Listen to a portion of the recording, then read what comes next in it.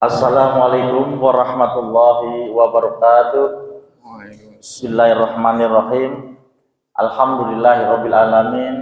Innal hamdalillah nahmaduhu wa nasta'inuhu wa nastaghfiruhu wa na'udzu billahi min syururi anfusina wa min sayyiati a'malina may yahdihillahu fala mudhillalah wa man yudlil fala hadiyalah.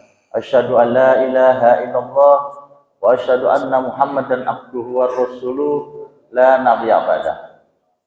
Jamaah salat subuh yang dirahmati Allah Subhanahu wa taala, puji dan syukur mari kita panjatkan kehadirat Allah Subhanahu wa taala atas anugerah, nikmat, rahmat dan izinnya.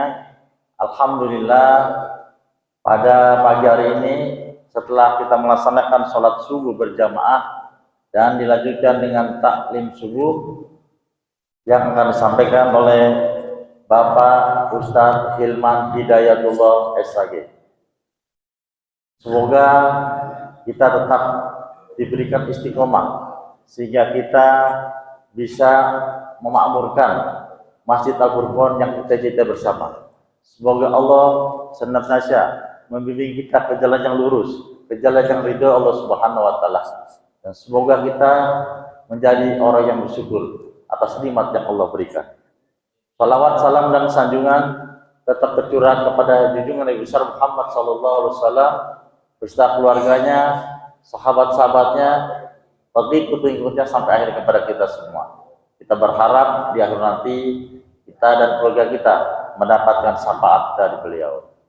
Baik, pada bapak-bapak, ibu-ibu, sebelum kita dengarkan taklim ini, seperti biasanya kita kirimkan suratul Fatihah, kita tujukan kepada keluarga kita, saudara-saudara kita, dan orang yang kita cintai. Semoga Allah ampunkan segala dosa-dosanya, Allah lapangkan kuburnya, Allah terima iman Islamnya, dan ditempatkan di surga Allah Subhanahu wa taala.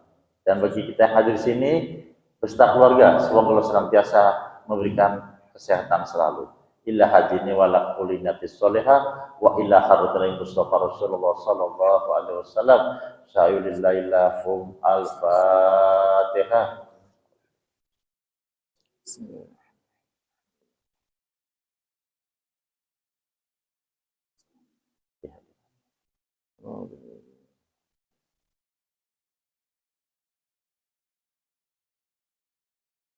Baik Bapak Ibu, mari kita dengarkan kajian-kajian ini. Setelah itu dipersilakan kepada Bapak-bapak, Ibu-ibu yang ingin menanyakan hal-hal yang belum jelas. Untuk itu kepada Bapak Ustaz kami persilakan.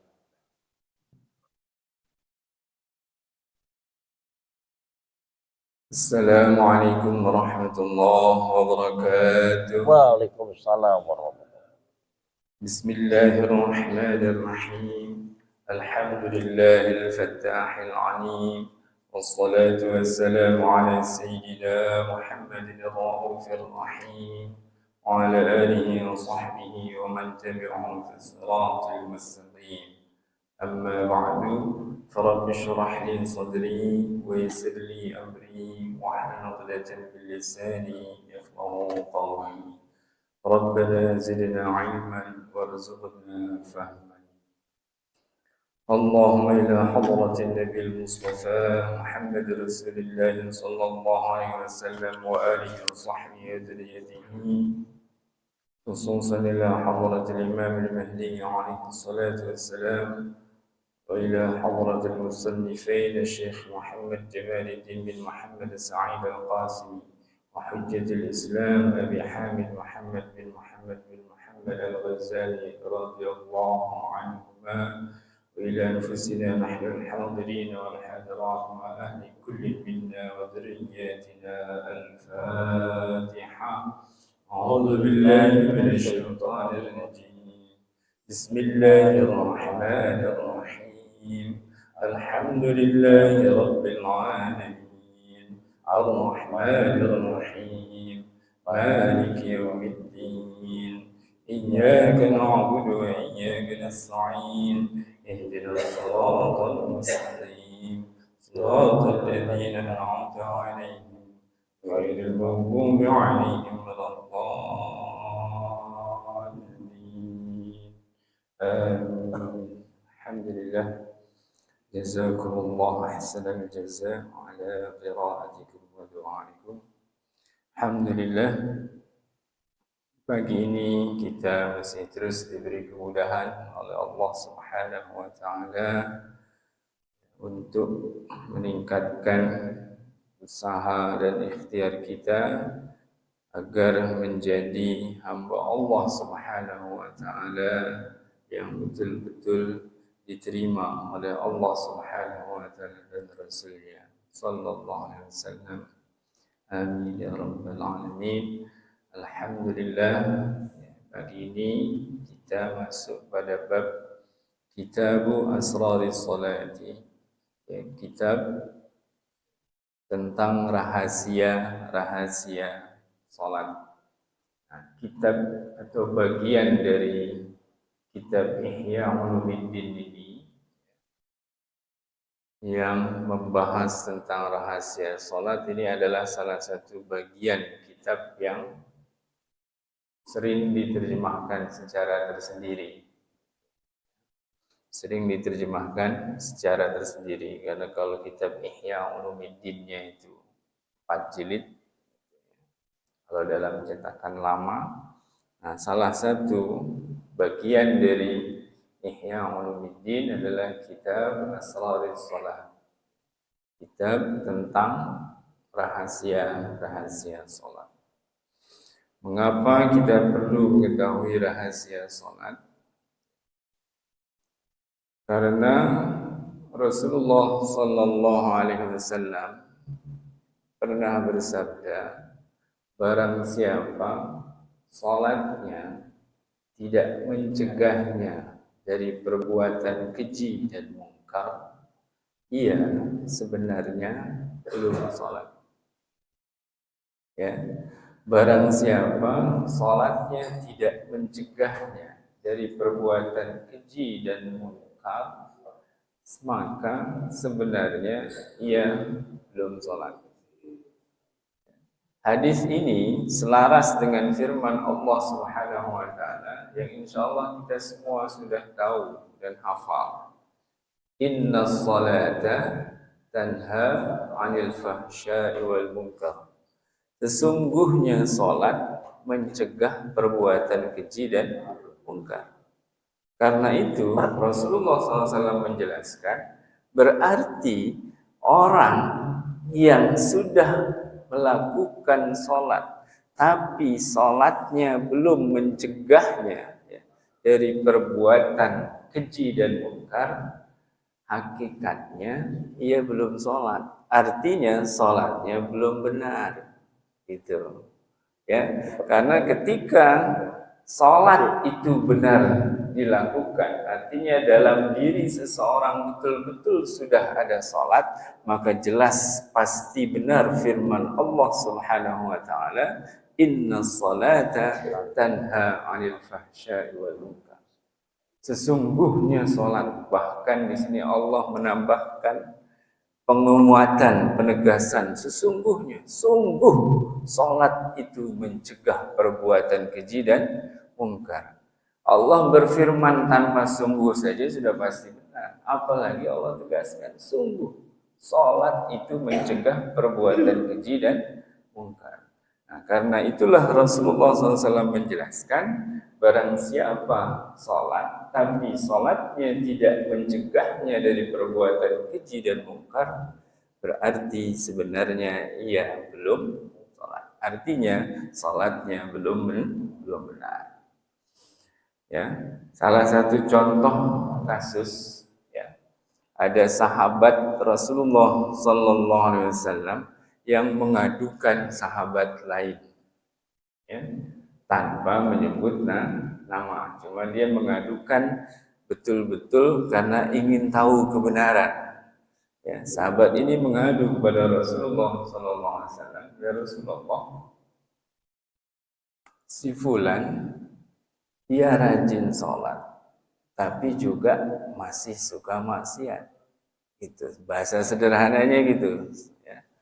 Sholat terus maksiat jalan kalau kata orang sekarang, ya. Gitu. Tetapi karena orang ini adalah salah satu sahabat Rasulullah SAW dan Rasulullah sudah tahu bahwa sholat orang yang disebut itu sudah benar. Sholatnya sudah benar karena Rasulullah yang jadi gurunya kan. Maka apa sabda Rasulullah SAW? Rasulullah SAW mengatakan sholatnya akan mencegahnya dari perbuatan keji dan munkar. Jadi cepat atau lambat sholatnya akan menghentikannya dari maksiat. Dan betullah apa yang disabdakan oleh Rasulullah SAW. Ketika sholat yang dilakukan sang sahabat itu sudah benar, maka rahasia sholat, khasiat sholat, ya, manfaat sholat, hikmah sholat itu masuk ke dalam dirinya sedikit demi sedikit seiring dengan makin sering ia mendirikan sholat. Ketika sudah makin banyak nur Allah yang masuk ke dalam hatinya, ya, melalui keberkahan sholat yang sudah benar ia lakukan, maka kebatilan yang ada di dalam hatinya, keinginan maksiat, keinginan hasrat berbuat dosa, itu dengan sendirinya tersingkir oleh cahaya sholat. Nah, itulah sebabnya orang yang di dalam dirinya sudah ada sholat, ya, di dalam hatinya sudah berdiri sholat, ya, tegak, sholat sudah tegak di dalam kalbunya, maka keinginan perbuatan keji dan mungkar akan tersingkir. Nah, disitulah bukti firman Allah, inna salata tanha 'anil fahsya wal munkar. Sungguhnya salat mencegah perbuatan keji dan mungkar. Nah, disinilah berarti kan kita perlu tahu berarti apa rahasianya kan gitu. Rahasianya apa saja supaya betul-betul salat yang kita lakukan ini, ya, menghasilkan manfaat, antara lain tanha 'anil fahsya wal munkar. Ini salah satu manfaat besar yang kita butuhkan, mencegah diri kita dari berbuat yang keji dan munkar. Ya, alhamdulillah. Insyaallah kita mulai. Bismillahirrahmanirrahim. Allahumma shalli ala sayyidina Muhammad wa ala ali sayyidina Muhammad. As-salatu imaduddin. Salat adalah tiang agama. Ini juga merupakan salah satu sabda langsung dalam hadis Rasulullah sallallahu alaihi wasallam. Jadi kalau diibaratkan kemah besar, bangunan berupa kemah besar, gitu ya. Ini biar lebih jelas fungsi tiangnya, urgensi tiangnya biar lebih jelas.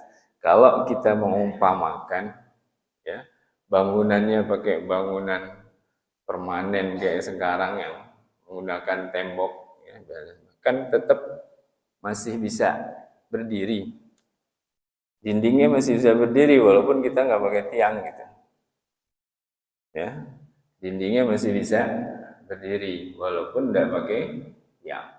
Nah, biar lebih jelas urgensi tiang dalam agama, artinya posisi sholat sebagai tiang dalam agama, maka analogi bangunannya adalah kemah. Kemah tanpa tiang benar-benar nggak bisa berdiri. Ya, kalau kemah tanpa tiang bisa didirikan, nggak bisa, benar-benar nggak bisa. Tiangnya nih satu coba ambruk langsung. Nah, kira-kira begitu ilustrasinya. Ya. As-salatu imaduddin. Salat itu tiang agama. Nah, ini berlaku baik secara individu maupun secara bersama umat. Artinya ketika agama ingin kita dirikan di dalam individu kita sendiri, ya berarti tegakkan salat dalam diri kita. Ketika kita ingin agama ini tegak dalam umat kita, ya berarti sholat harus tegak dalam diri umat. Selama umat Islam belum menegakkan sholat, maka kejayaan agama Islam masih menjadi angan. Individu-individu yang sudah berhasil dengan hidayah dan taufik Allah menegakkan salat dalam dirinya, maka mereka akan menjadi individu-individu yang berjaya. Banyak sudah individu yang berjaya, dan tetap ada individu berjaya karena agama mereka sudah berdiri dengan megah, salat mereka sudah tegak dengan kuat. Tetapi ketika kita ingin bangunan agama besar sebagai umat, berdiri dengan megah, salat umatnya harus berdiri dengan kokoh tiangnya. Sementara ini,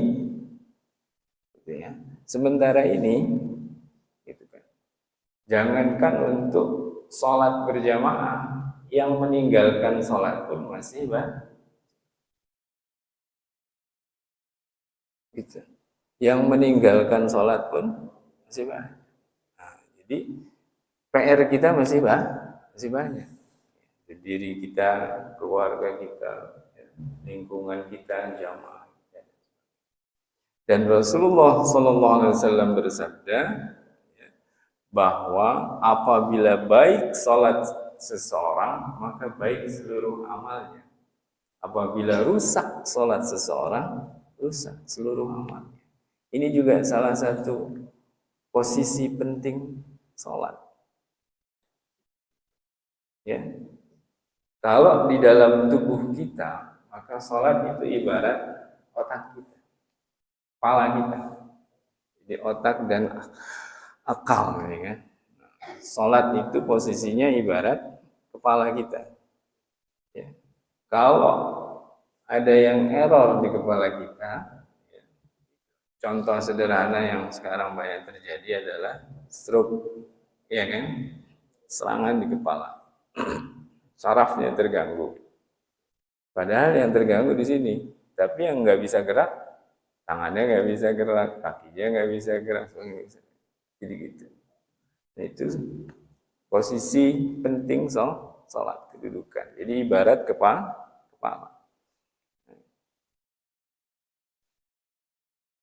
Jadi ketika kita ingin memperbaiki diri, maka mulailah dari memperbaiki sholat. Nah, tapi ingat, ada hadis lain Rasulullah SAW juga mengabarkan sesuatu yang menempati posisi kunci juga sentral. Apa? Qalbu, hati. Tentang hati, Rasulullah SAW juga bersabda, sama seperti tentang sholat. Apabila baik hatinya, baik seluruh perbuatannya. Apabila rusak hatinya, rusak seluruh perbuatannya. Jadi, qalbu dan sholat ini sama-sama menempati posisi yang sentral. Kalau dalam tubuh kita, tadi kalau sholat ibarat kepala, qalbu jelas jantung ini kan sentral. Kalau jantung bermasalah juga semua bermasalah. Jantungnya berhenti, yang lain berhenti semua. Kepala berhenti, kepalanya berhenti sama. Fungsi otaknya mati, mati semua. Gitu. Jadi ini dua hal penting yang harus kita perhatikan dalam memperbaiki diri kita dan menjalani hidup kita. Berarti qalbu. Nah, qalbu itu apa isinya? Qalbu itu adalah isinya keyakinan, akidah kita, tauhid kita. Jadi jelas, dari kedudukan sholat, ketika kita ingin semua amal kita baik, berarti kuncinya ada di kualitas sholat. Nah, ketika kualitas sholatnya, kita ingin kualitas sholat kita baik, juga jangan lupa, berarti kualitas keyakinan kita harus baik. Nah, ini juga jadi sumbernya. Gitu. Karena kepala kita pun mendapatkan pasokan nutrisi dan darahnya dari jantung, dari kalbu. Ini sama-sama sentral pusat. Gitu, ya. Wa isamuddin, maaf, wa isamul yaqin, dan salat juga itu ibarat tali keyakinan. Ya. Tali ini fungsinya untuk mengikat supaya tidak lepas. Ya, jadi dengan kata lain, fungsi salat, hikmah salat, fadilah salat adalah menjaga nikmat iman dan keyakinan yang sudah Allah berikan kepada kita. Ya.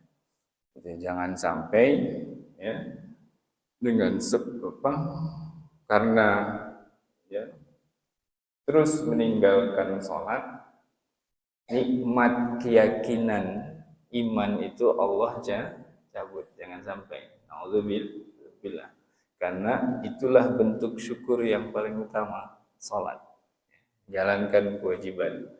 Ya, sebagaimana firman Allah Subhanahu wa taala dalam hadis qudsi, ya, tidaklah seorang hamba mendekat kepadaku dengan sesuatu yang lebih baik daripada pelaksanaan apa yang aku wajibkan kepadanya. Ya. Jadi kita melaksanakan kewajiban kita berarti itu bentuk syukur yang terbaik. Ingin lebih dekat, nah maka ditambah dengan apa yang disunahkan. Tidak sekedar apa yang diwajibkan. Wasayyidul qurbat, dan penghulu taqarrub tadi. Perhatikan ya, wasilah taqarrub yang terbaik kepada Allah Subhanahu wa taala. Dan salah satu buktinya adalah peristiwa Isra dan Mi'raj. Rasulullah SAW dipanggil oleh Allah, diundang langsung ya,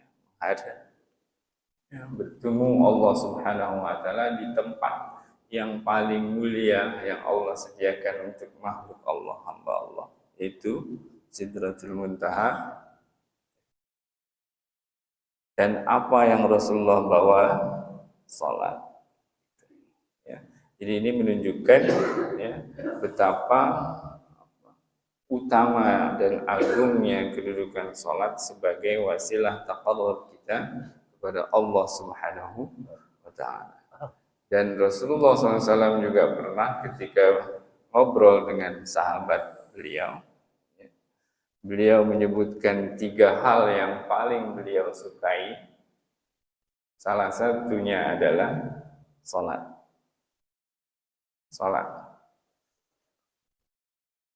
Wa ghurratut ta'at, dan pemuka ketaatan.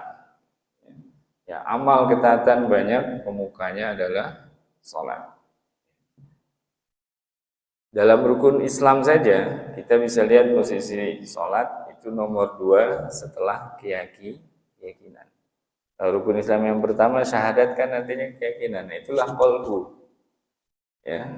Nah, salat, nah itulah kepalanya. Yang lain anggota. Itu, ya. Kalau sedekah, zakat atau apa? Tangan. Sedekah kita memberi. Orang yang tidak mau memberi berarti sebenarnya dia nggak punya tangan. Ini kan sama aja nggak punya tangan. Orang yang nggak mau bayar zakat itu sama saja tidak punya tangan. Itu. Nah itu posisi zakat. Rukun Islam zakat itu ibarat tangan. Kemudian kalau puasa ibarat perut. Dan puasa nahan apa? Makan minum.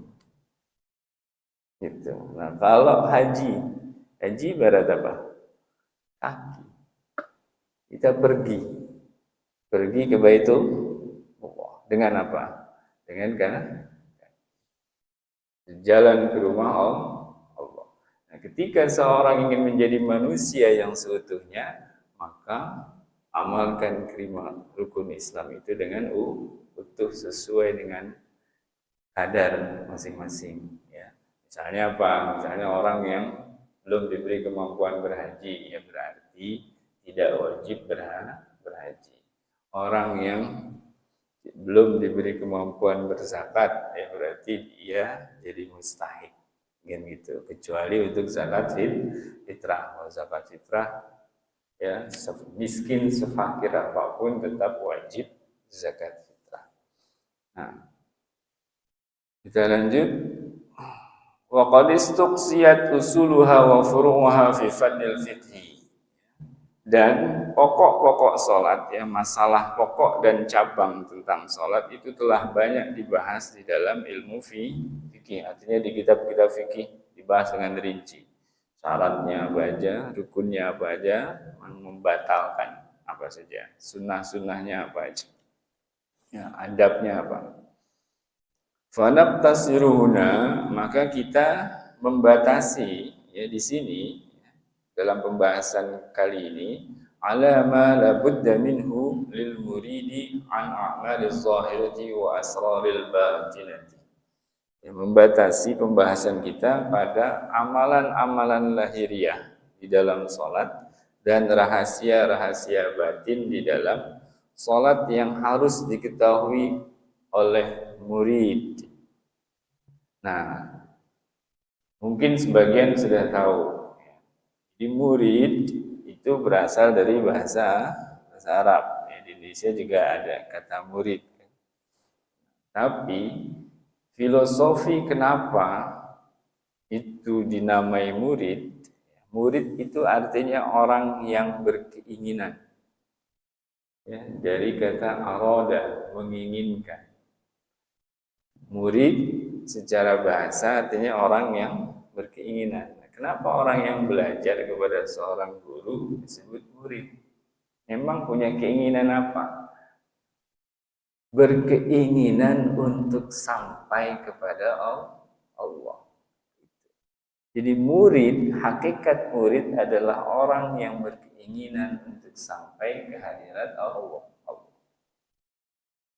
Nah, salat berarti punya kedudukan penting karena salat adalah taqarrub yang terbaik.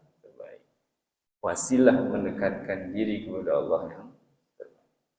Itu. Nah, di sini insyaallah akan dibahas dan ini cukup banyak nanti. Bab-babnya ada tentang azan, mulai dari azan dan yang pertama setelah ini. Kemudian tentang khusus salat 5 waktu. Kemudian ada juga tentang sujud, tentang jamaah, tentang khusyuk, penyempurnaan rukun. Terus juga nanti ada tentang tempat sholat, amalan lahiriahnya apa aja, tentang bacaan di dalam sholat, tentang ruku, banyak. Ya, walaupun di sini serba singkat pembahasannya, tentang tasyahud, ya, tentang hal-hal yang dilarang, kemudian tentang pembedaan antara yang fardu dan sunnah, juga ada tentang amalan hati. Nah, inilah rahasia batinnya. Bagaimana sih amalan hati di dalam sholat, ya, supaya sholat kita betul-betul benar dan bernilai. Kemudian ada juga tentang nanti imam sholat itu selayaknya bagaimana, ya. Jadi di sini misalnya disebutkan imam sholat itu punya tugas, punya fungsi, tugas baik sebelum sholat, ketika sholat maupun selesai sholat. Itu artinya pertimbangan ideal, ya, pertimbangan ideal untuk memilih imam harus memperhatikan bukan sekadar praktik sholatnya, tapi juga perilaku perbuatannya sebelum dan setelah sholat, artinya di luar sholat. Ya, nanti ada, ya. Nah, kenapa? Karena salah satu sabda Rasulullah SAW, ya, salah satu orang yang mendapatkan jaminan di akhirat nanti adalah orang yang menjadi imam sholat dan diridhoi oleh jamaahnya. disenangi oleh jamaah.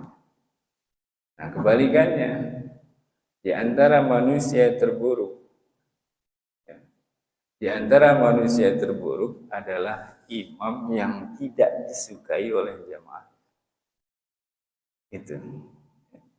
Jadi kalau imam yang ideal adalah imam yang sah plus disenangi oleh jamaah. Artinya berarti perilakunya baik, makanya jamaah senang. Kebalikannya, imam yang tidak disenangi oleh jamaah, berarti mungkin karena perilakunya yang tidak baik, itu salah satu jenis manusia terburuk berdasarkan sabda Rasulullah Sallallahu Alaihi Wasallam. Ya, insya Allah nanti kita akan sampai pada pembahasan khusus tentang imam. Nah, sekarang tentang azan dulu yang pertama. Ini salah satu sunnah sebelum sholat. Ya. Bismillahirrahmanirrahim. Allahumma salli ala sayyidina Muhammad wa ala ali sayyidina Muhammad. Fadilatul adzan. Keutamaan azan. Qala sallallahu alaihi wasallam, la yasma'u nida'al mu'adzini jinnun wala insun wala syai'un illa syahida lahu yaumal qiyamah. Tidaklah seorang jin, manusia atau sesuatu pun mendengar seruan muazzin kecuali nanti di hari kiamat akan menjadi saksi yang membela muazzin. Ya, saksi yang menguntungkan kan gitu. Nah, ini keuntungan orang yang mengumandangkan azan. Kalau di sini berarti mungkin Pak Budi yang paling sering ya. Ya, ada Mbak Bidayat suka azan juga, yang lain alhamdulillah. Ya, Mbah Maman suka azan juga, alhamdulillah. Insyaallah banyak saksi yang akan membela nanti di hari kiamat. Ya, saksi atas azan yang dikumandangkan. Dan dalam hadis lain, orang yang azan pun salah satu orang yang mendapatkan jaminan di hari akhirat nanti, ya, seperti tadi imam yang disenangi oleh jamaahnya. Ya. Wa qala sallallahu alaihi wasallam, "Idza sami'tumun nidaa faqulu mithla ma yaqulul mu'adzin." Jika kalian mendengar seruan azan, maka katakanlah sebagaimana muadzin mengatakan. Ya, ucapkan sebagaimana yang diucapkan oleh muadzin. Ya, ketika muadzin mengucapkan Allahu Akbar, berarti kita jawab Allahu Akbar, Allahu Akbar. Ketika muadzin mengucapkan asyhadu an la ilaha illallah, kita juga jawab asyhadu an la ilaha illallah. Ketika muadzin mengucapkan asyhadu anna Muhammadar Rasulullah, kita pun mengucapkan asyhadu anna Muhammadar Rasulullah. Wa dzalika mahbubun mustahabbun. Dan itu adalah hal yang disukai, dicintai oleh Allah dan Rasulnya, ya, mustahab, disunahkan. Illa fil hay'alataini, kecuali dalam dua hay'ala. Hayya 'alas shalah dan hayya 'alal falah. Kita tidak menjawab dengan kalimat yang sama, kan gitu. Tapi jawabnya ya, la haula wala quwwata illa billah. Tidak ada daya dan kekuatan kecuali pada Allah. Pada diri kita, pada semua makhluk enggak ada daya dan kekuatan sebenarnya, hakikatnya. Ya, pada diri kita ada kekuatan karena Allah memberi kita kekuatan. Wa fi qawlihi qad qamatis shalah. Nah, ketika muadzin melantunkan iqamah lalu menyebutkan qad qamatis shalah, apa jawabnya? Jawabnya aqamahallahu wa adamaha. Aqamahallahu wa adamaha. Ya, semoga Allah menegakkan dan melestarikan salat. Wa fi taswibi ay qauli muadzdin al-fajr as-salatu khairum minan naum, dan ketika ya, muazzin di waktu subuh mengucapkan as-salatu khairum minan naum, ya, jawabnya adalah sadaqta wa bararta, minimal gitu. Sadaqta wa bararta. Ya, sadaqta, engkau benar, wa bararta, dan engkau telah berbuat baik. Itu. Makna lain bararta juga sama, engkau telah berbuat benar. Ya, telah berbuat benar. Wa indal faragh, dan setelah selesai azan, apa yang kita baca?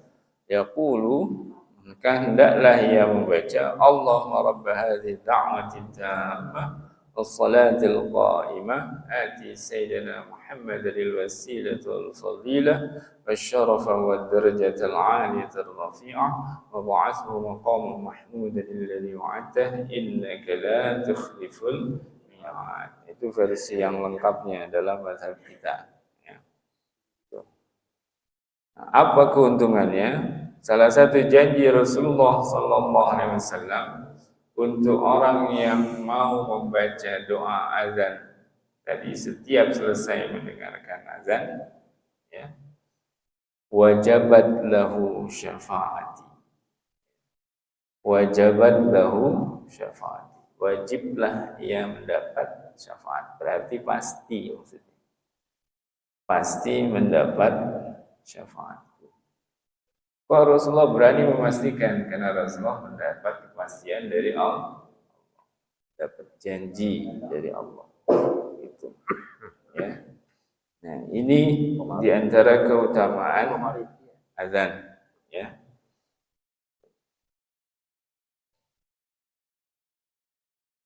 Mungkin cukup dulu pengantar untuk pagi ini. Silahkan bila ada yang ingin ditanyakan. Terima kasih kepada Pak Ustadz yang telah memberikan kajian pada pagi hari ini. Tentunya kajian kegiatan sholat lima waktu ini penting. Silakan pada bapak-bapak, ibu-ibu yang ingin bertanya. Sebelah kiri, silakan Pak Jendan. Pak Jendan.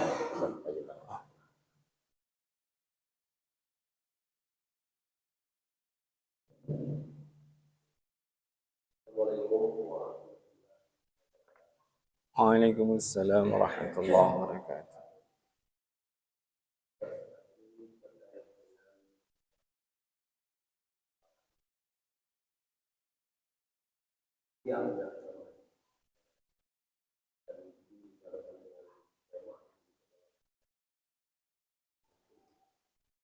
Terkait dengan yang beragama Islam, tentunya kita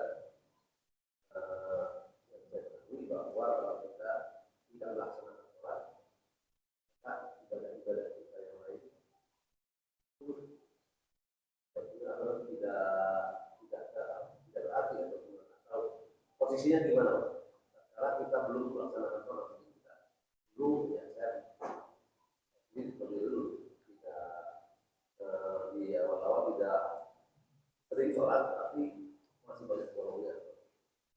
Kalau kita tidak melaksanakan sholat, ya waktunya full dari waktu. Ibadah-ibadah yang kita suka orang posisinya.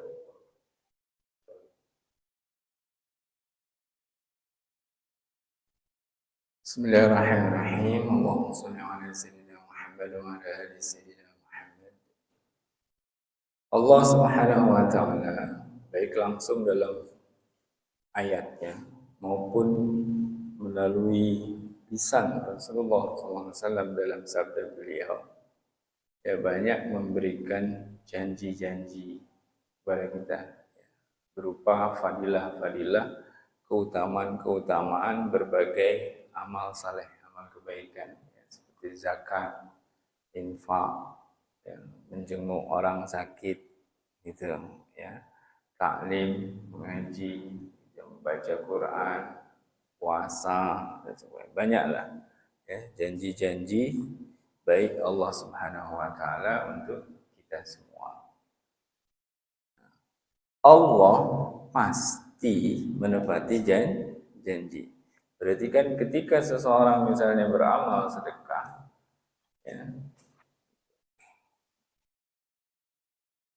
berarti ia berhak dengan janji-janji keutamaan sedekah yang Allah berikan. Ketika memang amal sedekahnya diterima oleh Allah, gitu, ya, sesuai dengan kriteria yang Allah tetapkan.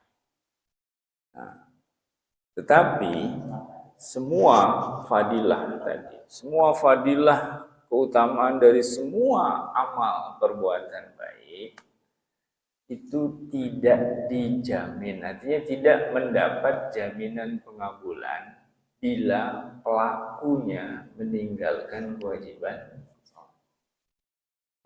Jadi itu saja. Jadi berbagai fadilah, kita sedekah, kita beramal baik yang lain, itu Allah tidak punya kewajiban memenuhi itu ketika pelakunya meninggalkan kewajiban sholat. Jadi jaminan, tapi kalau pelakunya memang sudah betul melakukan kewajiban sholatnya, maka segala keutamaan amal baik lainnya pasti Allah berikan. Tetapi ketika pelaku amal-amal kebaikan, ya, pelaku sedekah, ya, pokoknya apa, santunan anak yatim dan sebagainya, gitu ya, pelaku pembangun masjid misalnya, ya, bahkan sekarang ada cukup banyak orang yang bangun masjid dengan dana pribadi sendiri, ya, gitu. Nah, ketika pelaku itu meninggalkan kewajiban sholat, maka jaminan pengabulan keutamaan itu tidak ada. Tapi bukan berarti juga pasti nggak Allah beri, cuman nggak dijamin. Tidak ada jaminan Allah akan memberi. Jadi jaminan pengabulan janji itu, ya, jaminan pengabulan keutamaan berlaku ketika orangnya melaksanakan kewajiban sholat. Karena tadi ini kan tiangnya, gitu, ya, tiangnya tidak ada, maka yang lain jadi runtuh. Tetap ada kan sebenarnya, cuma kan jadi jatuh, gitu. Nilainya jadi jatuh. Nah, karena nilainya jatuh, ya terserah Allah. Allah mau ngasih atau tidak. Tapi Allah sudah tidak punya tidak terkena kewajiban menepati janji keutamaan dari amal. Jadi itu. Jadi bukan berarti juga pasti nggak dapat. Enggak, ya udah terserah Allah aja. Cuman dia nggak bisa nuntut janji Allah ketika tiangnya runtuh, nggak ada karena bangunannya runtuh. Gitu kan, jatuh nilainya. Gitu ya. Jadi sholat itu adalah salah satu fadilah sholat adalah keuntungan kita mendapatkan jaminan atas segala fadilah semua amal. Gitu. Tapi kalau itu tidak dilakukan, berarti jaminan itu nggak dapat. Apa aja gitu. Cuman bukan berarti juga pasti nggak dapat gitu. Jaminannya yang nggak dapat. Tapi kalau Allah tetap mau ngasih, ya hak Allah. Kalau kita dunia pada saat kita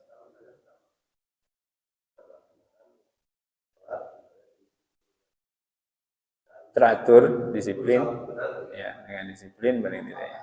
amalan sebelum kita melaksanakan sholat Dikembalikan. Saya mungkin akan menyampaikan yang ekstrimnya aja, ya. Yang ekstrimnya. Kalau itu kan berarti masih punya amal baik. Gitu. Ini contoh ekstrimnya. Orang yang penuh dengan maksiat dan dosa, bahkan bukan sekedar maksiat pribadi, tapi sudah melakukan kejahatan. Gitu, ya. Pokoknya orang yang penuh dengan maksiat dan dosa. Gitu, kan. Katakanlah 30 tahun, 40 tahun dia hidup bergelimang maksiat dan dosa. Lalu ia mendapatkan hidayah Allah untuk bertobat. Ia lakukan tobat dengan sebenar-benarnya tobat.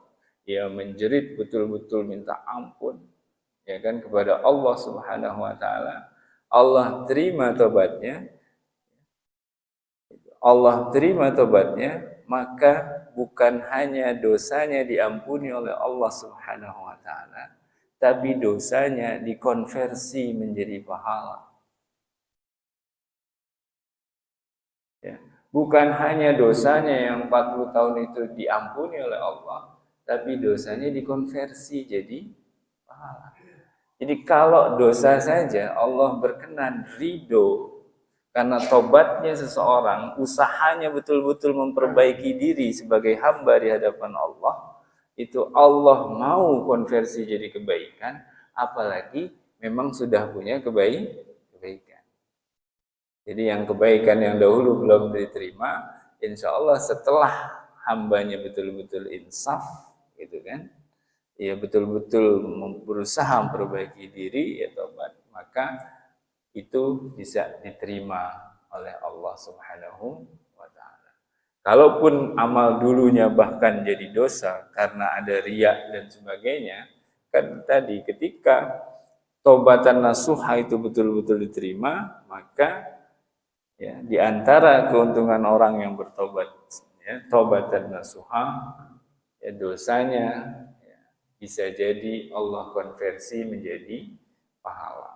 Makanya disinilah ya salah satu bentuk kerendahan hati dan kehati-hatian kita. Kita tidak bisa memvonis orang yang bahkan mungkin kita lihat dengan mata kepala kita, hidupnya puluhan tahun cuman dalam lembah hitam, bergelimang maksiat dan dosa. Gak pernah kita lihat sholat, gak pernah kita lihat hadir di majelis ta'lim. Bahkan sholat Idul Adha, Idul Fitri aja gak kelihatan. Gitu.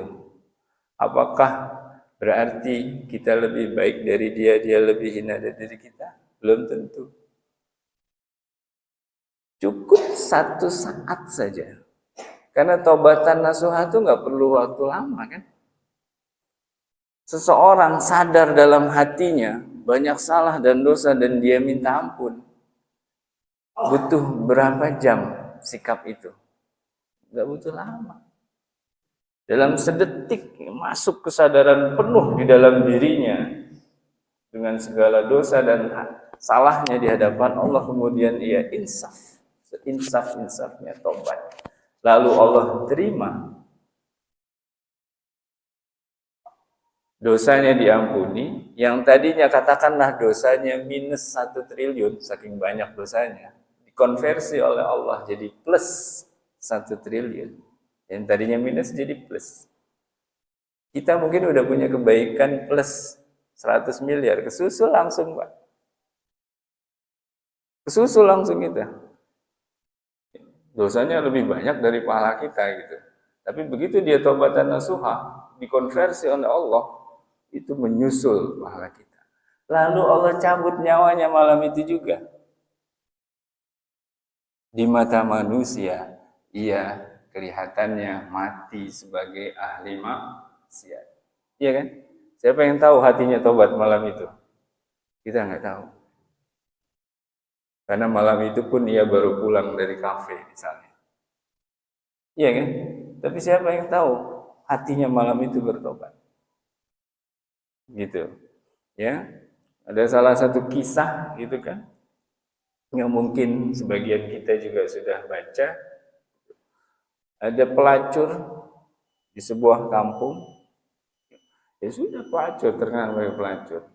Kemudian dia berhenti melacur. Berhentinya karena sakit. Allah kasih penyakit di tubuhnya, di badannya. Ya nggak laku lah, nggak ada yang mau kan. Kasih penyakit di badannya. Akhirnya dia berhenti.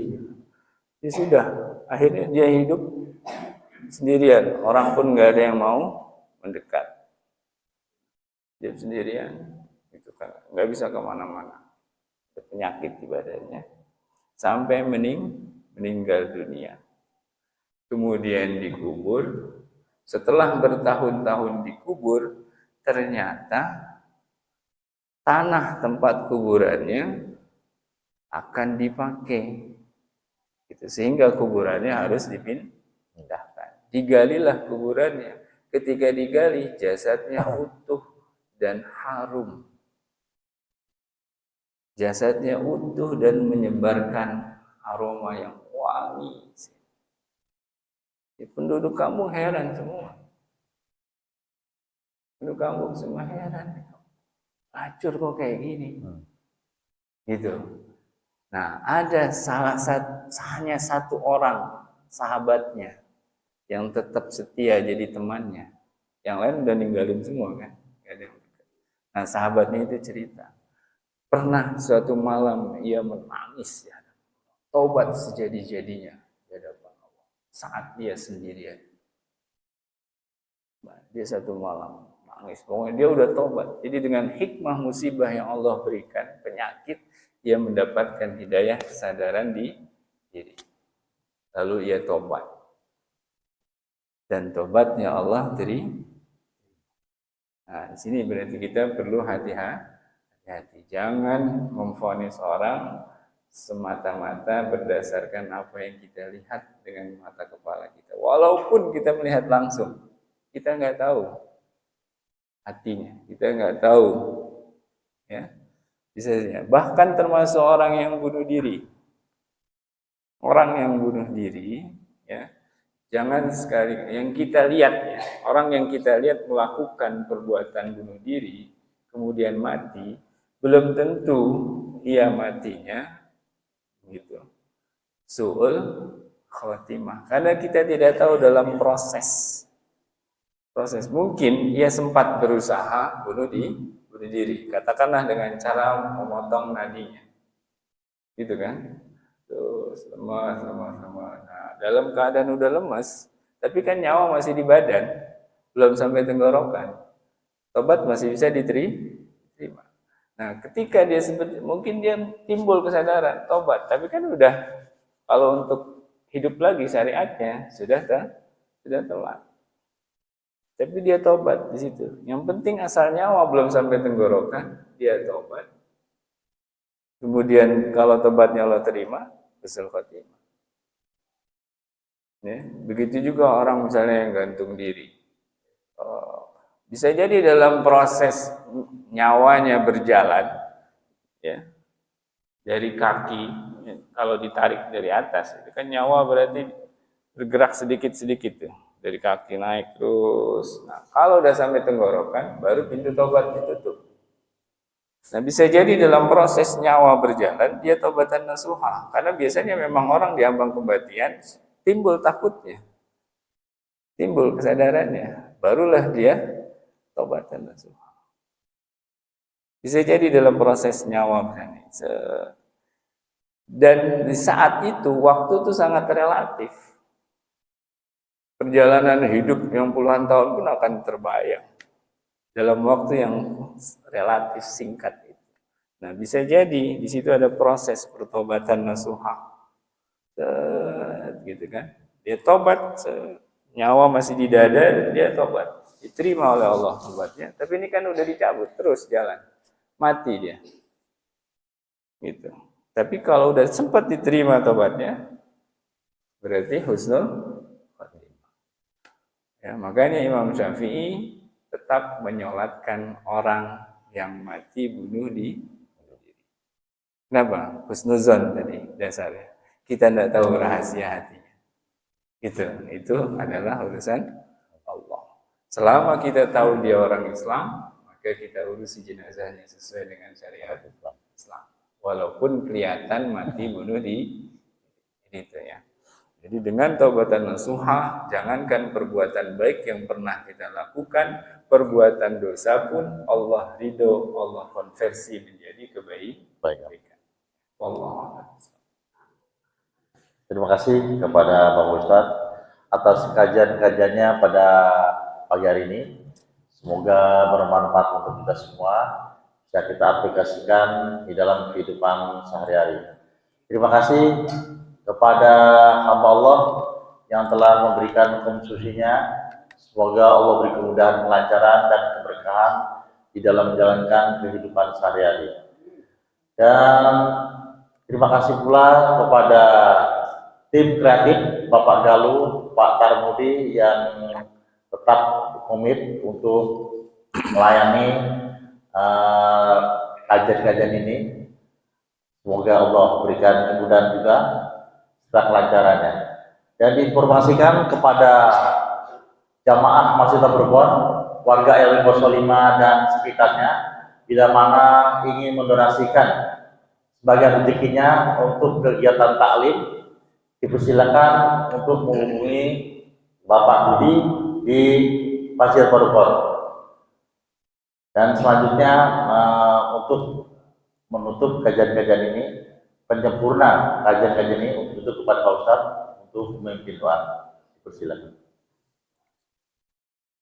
Astaghfirullahaladzim, astaghfirullahaladzim, astaghfirullahaladzim. Bismillahirrahmanirrahim. Allahumma salli ala sayyidina Muhammad wa ala ali sayyidina Muhammad.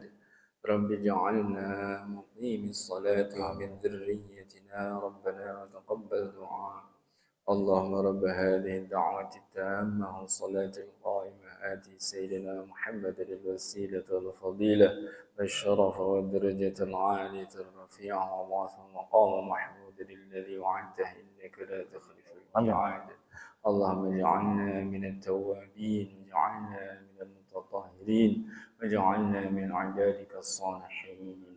وصلى الله على سيدنا محمد وعلى آله وصحبه وبارك وسلم. سبحان ربك رب العزة عما يصفون وسلام على المرسلين والحمد لله رب العالمين. Mohon maaf lahir batin. Assalamualaikum warahmatullahi wabarakatuh. Terima kasih kepada Pak Ustadz atas doa-doanya. Semoga doa kita pada pagi hari dijabah oleh Allah. Jadi kurangnya kami mohon maaf. Wabillahi taufiq wal hidayah. Assalamualaikum warahmatullahi wabarakatuh. Sallallahu ala Muhammad sallallahu alaihi wasallam. Sallallahu ala Muhammad sallallahu alaihi wasallam. Sallallahu ala Muhammad sallallahu alaihi wasallam. Sallallahu ala Muhammad sallallahu alaihi wasallam. Sallallahu ala Muhammad sallallahu alaihi wasallam. Sallallahu ala Muhammad sallallahu alaihi wasallam. Sallallahu ala Muhammad sallallahu